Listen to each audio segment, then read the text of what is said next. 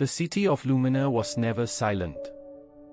Its towers glittered under the night sky, and its streets buzzed with the noise of hurried lives. But beneath the lights, in the cracks of the alleys and shadows of skyscrapers, darkness always lingered. Corruption ran deep in Lumina, and the people who lived there had long stopped believing in heroes. That was about to change. Ethan Vera was not extraordinary in the eyes of the world. He was a quiet electrical engineer working long shifts at the city's massive power grid facility. He loved machines more than people. Because machines, at least, never betrayed him. Orphan young, Ethan grew up in the foster system, moving from one house to another. Trust had always been a difficult thing for him. But he had a gift he kept hidden. From the time he was 15, Ethan discovered he could manipulate electricity with his bare hands. At first, it was small, sparks dancing across his palms like static. But soon he could recharge dead batteries with a touch, power light bulbs without wires, and even stun bullies who threatened him. He never told anyone. Not out of fear, but because he believed the world would never understand. Instead, he buried himself in study, pursuing engineering, building machines, and hiding the storm inside him. One evening, during a graveyard shift at the power plant, everything changed. A massive blackout swept across Lumina. The city plunged into darkness, panic screams echoing in the distance. Inside the control room, Ethan noticed something strange. The systems hadn't failed naturally. Someone was hacking into the grid. Someone was stealing power, draining it like a parasite. And then he heard the voice over the intercom. "Lumina belongs to me now," the voice growled, distorted but menacing. The screens flickered with a rare insignia, a coiled serpent biting its own tail. The symbol of the long-forgotten group, Obsidian Coil. Ethan's heart raced. The coil was supposed to be extinct, a secretive faction that once experimented with technology and dark science to control the world. Now they were back. Ethan rushed out, his veins buzzing with energy. He could feel the electricity around him begging to be used, to fight back. And for the first time in his life, he didn't hold back. Lightning crackled around his fists as he surged through the plant, disabling the hijacked servers with raw bursts of power. The hacking was stopped. But not before the coil's message spread across every screen in Lumina: "Your city is ours. Your future is ours. Surrender or suffer." The next morning, Lumina awoke restless and terrified. Rumors spread that the coil had a leader, a man called Seraphis. No one knew his real face, but his influence was undeniable. He had technology years ahead of anything the world had seen. He could weaponize shadows, corrupt machines, and command an army of cybernetic enforcers. The police were helpless. The government was silent. And the people whispered of doom. Ethan walked through the city, feeling the tension in every street. He didn't want to be involved. He wanted to live quietly, unnoticed.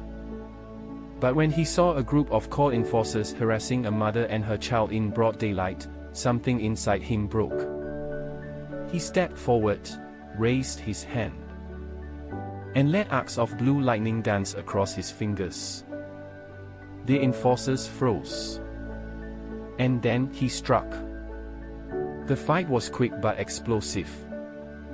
Electric bolts knocked the machines off balance, circuits frying under the storm.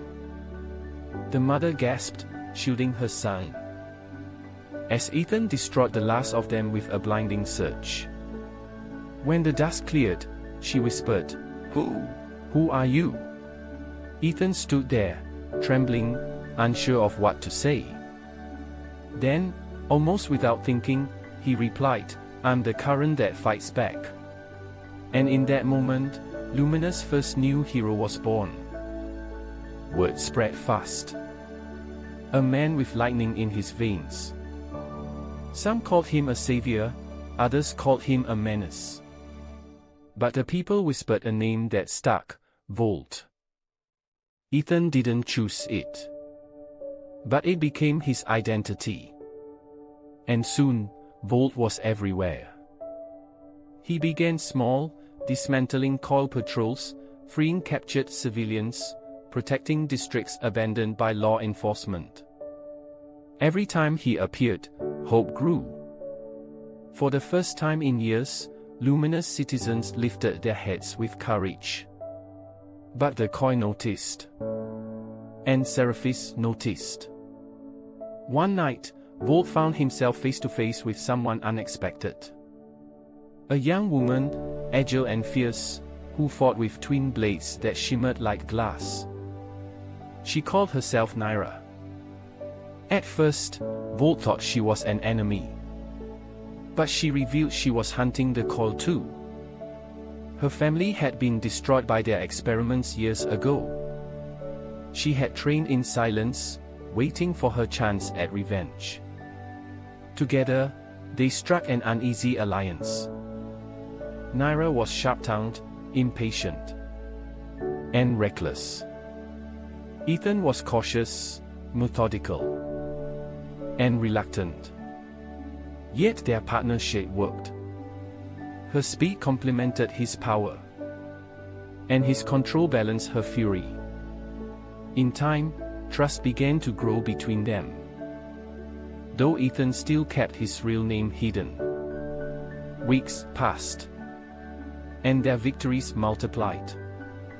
They sabotaged Koi supply lines, rescued prisoners from Shadowforge labs, and even uncovered fragments of Seraphis' plans.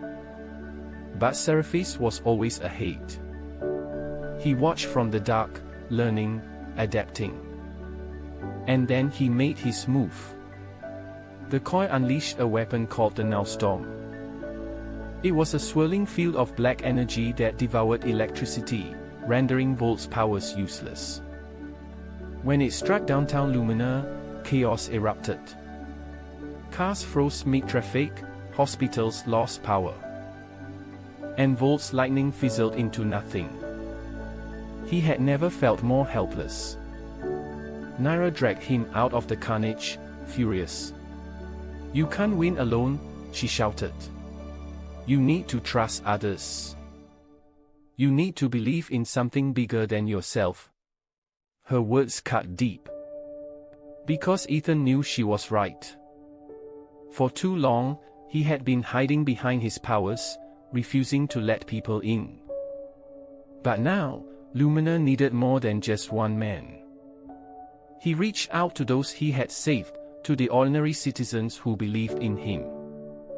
Engineers, hackers, street fighters, medics, they all gathered, inspired by Volt and Naira. Together, they formed the Spark Alliance. Not soldiers, not vigilantes, but a movement of resistance. The city itself began to fight back. The final confrontation came when Seraphis unleashed his masterpiece, the Shadow Titan. A colossal machine infused with living darkness, towering above Lumina's skyline.